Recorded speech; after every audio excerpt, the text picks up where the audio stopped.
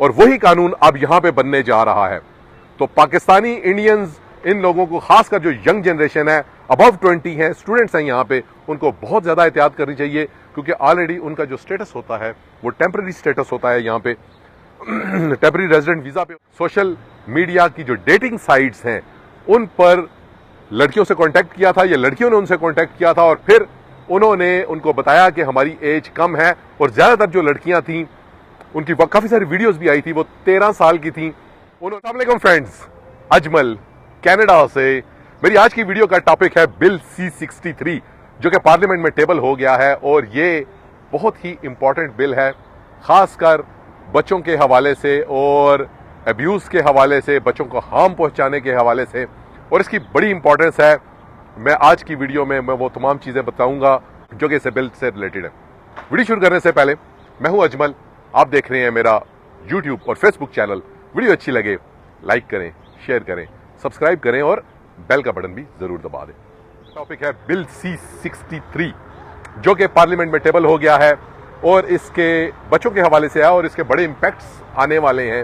آنے والے دنوں میں ہمارے لوگوں کو خاص کر جو لوگ پاکستان اور انڈیا سے ہیں ان کو بہت احتیاط کرنی پڑے گی کیونکہ یہ C-63 کافی ساری معاملات میں ایک وارننگ بھی ہے اور اس کے بڑے اگر اس کو سمجھ نہیں سکتے لوگ تو یہ بڑے سیریس کانسیکوینسز بھی ہو سکتے ہیں اس پر.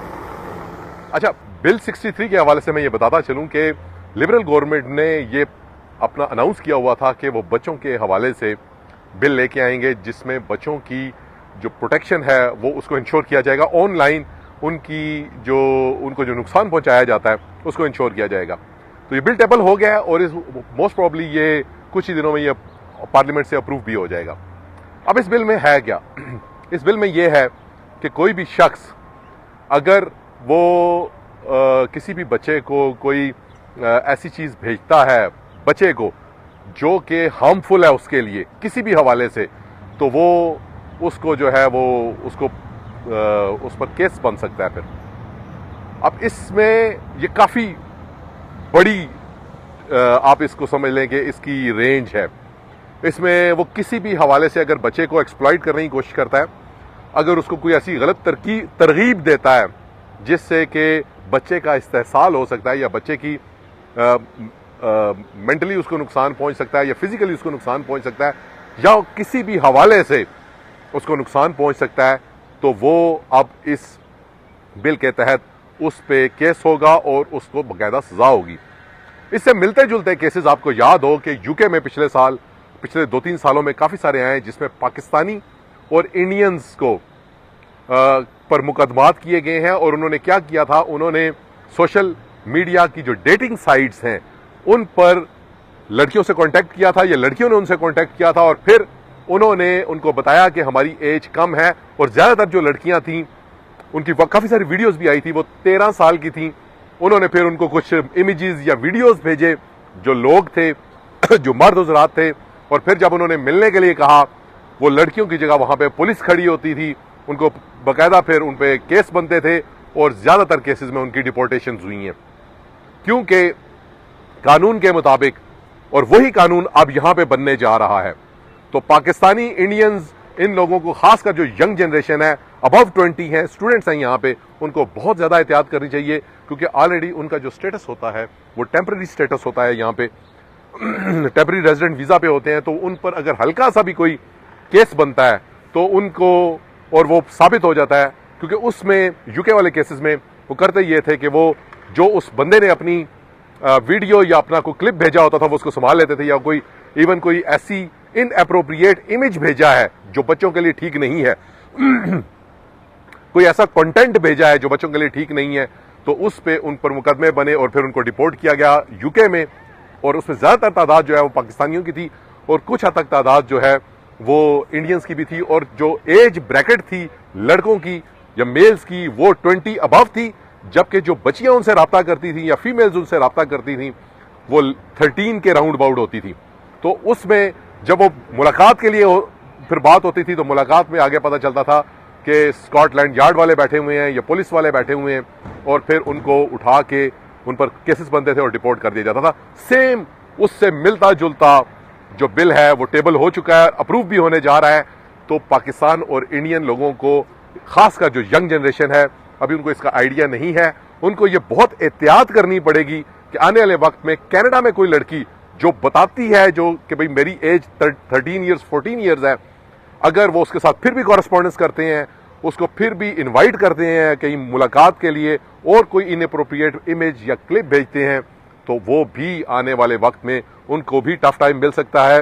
وہ بھی قانونی چارہ جوئی میں ان کو سامنا کرنا پڑ سکتا ہے. اور اگر ان کے پاس سٹیٹس نہیں ہے اور یہ ثابت ہو جاتا ہے تو ان کو بھی آنے والے وقتوں میں ڈیپورٹیشن ہو سکتی ہے.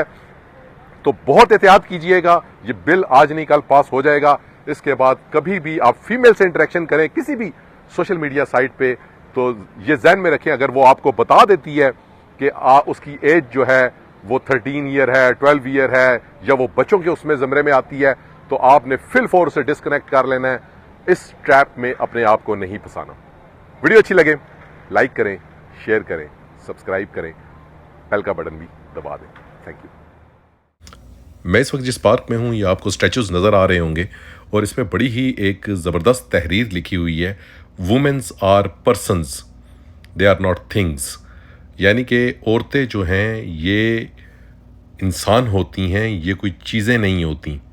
اور ان کے بارے میں, ان اسٹریٹجیز کے بارے میں تھوڑا سا میں آپ کو بریف بھی کرتا چلوں کہ ان کی ڈیٹیلز کیا ہے, اور ان کا کینیڈا کی آج جو عورت کی آزادی ہے اس میں کیا رول ہے.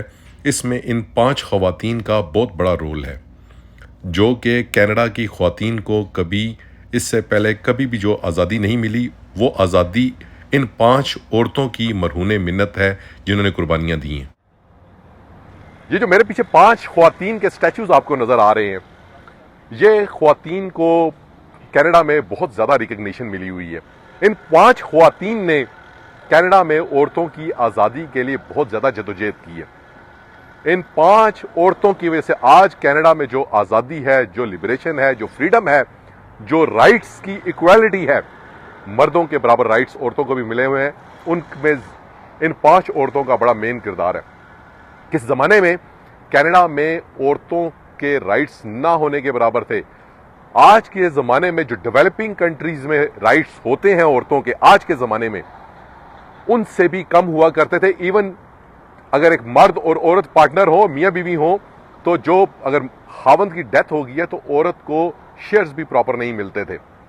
اور اس کے علاوہ بھی عورتوں کو بہت ساری پابندیوں کا سامنا کرنا پڑتا تھا. میں کینیڈا کی بات کر رہا ہوں, لیکن ایک کریڈٹ جاتا ہے ان 5 عورتوں کو, جن کی یہ میں اس ٹائم ڈاؤن ٹاؤن میں ہوں, اور یہ 5 عورتوں کو آپ دیکھ سکتے ہیں.